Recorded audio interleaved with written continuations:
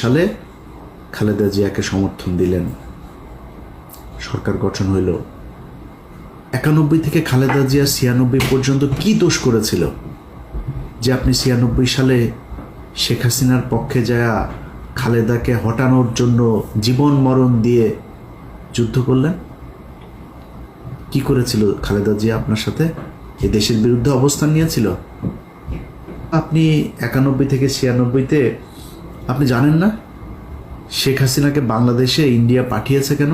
91-তেই তো ইন্ডিয়া তাকে বসাতে চেয়েছিল, পারে নাই, 96-তে বসাবে। আপনার এইটুক দূরদর্শিতা নিচে চুল গজায় নেয় আপনার, যে আপনি বুঝেন না যে হাসিনাকে দিয়ে তারপরে এই দেশটাকে ভারত নিয়ন্ত্রণ করবে। হাসিনার পক্ষ যা করলেন, 2 দিন পরে আবার ভাতার পাল্টাইলেন। ওই ভাতার আর ভাল লাগে না, ভাতার পাল্টায় আবার ফের খালেদা জিয়ার কাছে আসলেন, এসে তারপরে পায়ে টায়ে ধইরা তারপরে জোট করলেন, করে আবার ক্ষমতায় বসলেন। ক্ষমতায় বসার পরে এরপরে দেশ চালাইলেন। দেশ চালানোর সময় যা যা হয়েছে, যেভাবে চলেছে, সেখানে তো আপনার বুঝার আমার মনে হয় না যে কোনো সমস্যা হয়েছে যে খালেদা জিয়া কি চায়, খালেদা জিয়া কি আসলে ভারতের লোক না কিসের লোক। যদি সমস্যা হতো তাহলে ওই সময় চলে আসতেন, সরেন নাই তো, তাদের সাথেই ছিলেন। আসলো 2024, মাঝখানের পুরোটা সময় বাদ দিলাম বিরোধী দলে। 24 আসার পরে আগস্টে হাসিনারে সরাইলেন। সরানোর পরপর বিএনপি আবার খারাপ হয়ে গেল। কারণ কি? বিএনপি তারেক রহমান ইন্ডিয়ার কাছে বিক্রি হয়ে গিয়েছে। খালেদা জিয়া তারেক রহমান বিক্রি হয়ে গিয়েছিল, 5 তারিখে বিক্রি হয়েছিল। তো 5 তারিখের পরে বিএনপি খারাপ হয়ে গেল কেন হঠাৎ আপনার কাছে? আপনার বাল গজায় নাই যে এই আপনি যদি বিএনপির সাথে দ্বন্দ্ব করেন তাইলে ইন্ডিয়া আবার এখানে ঢুকবে? আচ্ছা, আপনি বললেন যে আপনি কি সবাই মাফ করে দিয়েছেন আপনি আওয়ামী লীগকে। চাচা, সমস্যা কি? ভিডিও টিডিও আছে নাকি রয়ের কাছে?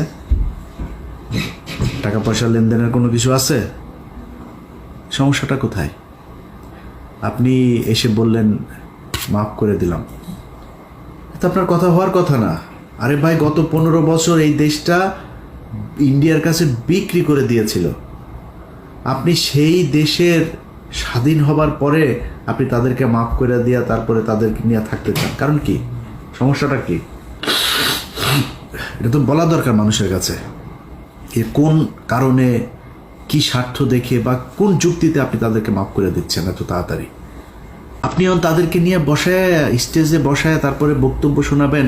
পিছনে দেখি ওই যে শফিকুল ইসলাম মাসুদ চোখ বন্ধ করে মনে হয় বিশাল ধ্যানে আছে, মানে ওর বাপ ওই সন্তোষ শর্মা বক্তব্য দেয়, ওর বাপের বক্তব্য শোনা মধুর, মানে স্টেজে দাঁড়ায় রয়েছে, পিছনে বডিগার্ডের মতো, সোহরাওয়ার্দীর বডিগার্ড শেখ মুজিবের মতো ওইভাবে দাঁড়ায় আছে। প্রোগ্রামটা যারা অর্গানাইজ করেছেন তাদেরকে, সেই জামাতের নেতা যারা সন্তোষ শর্মাকে দাওয়াত দিয়েছেন, সে ব্যক্তিগুলোকে একটু বলি যে মনে করেন আপনারা অলমোস্ট সবাই জেলে গিয়েছেন আমি যতটুকু জানি। জেলে যাওয়ার পরে আপনার স্ত্রী বা মেয়েকে পুলিশ আপনাকে ক্রসফায়ার দিবে এটা মনে করে তারপরে ধর্ষণ করেছে। ধর্ষণ করে পেটে বাচ্চাও দিয়ে দিয়েছে। অ্যাবর্শন তো আর করাইতে পারে না লজ্জায় শরমে। আপনাদের ঘরে যদি ওরকম একটা বাচ্চা টাচ্চা যদি থাকে, মনে করেন থাকে, কেমন লাগবে? আসছে কি না ওইটাও তো আল্লাহই জানে। থাকতে পারে না? কেন বললাম জানেন কথাটা?